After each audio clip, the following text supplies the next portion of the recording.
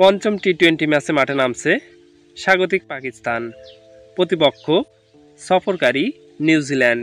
5 match টি-20 সিরিজের প্রথম টি-20 ম্যাচটি বৃষ্টিতে পরিত্যক্ত হয়।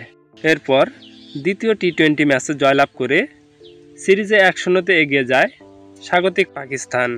পরবর্তীতে তৃতীয় এবং চতুর্থ টি-20 ম্যাচে নিউজিল্যান্ডের কাছে হেরে 2-1 ব্যবধানে সিরিজে পিছিয়ে আছে স্বাগতিক পাকিস্তান। টি-20 ক্রিকেট ইতিহাসে এখন পর্যন্ত মোট 43টি ম্যাচ খেলেছে পাকিস্তান এবং নিউজিল্যান্ড।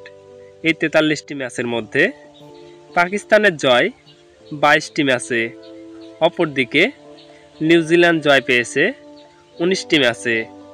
বাকি 2টি ম্যাচ হয় পরিত্যক্ত।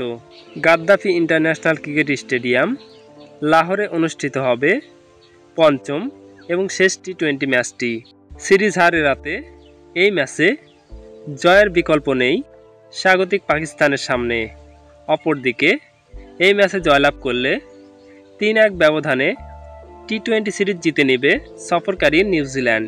দুই দলের মধ্যেকার পঞ্চম এবং শেষ টি-20 ম্যাচটি শুরু হবে আজ 27 এপ্রিল 2024 বাংলাদেশ সময় রাত 8টা 30 মিনিটে।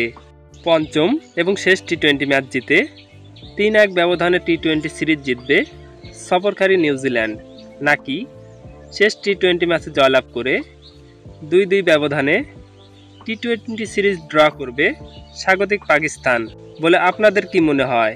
আপনাদের মূল্যবান মতামত কমেন্ট বক্সে কমেন্ট করে জানান।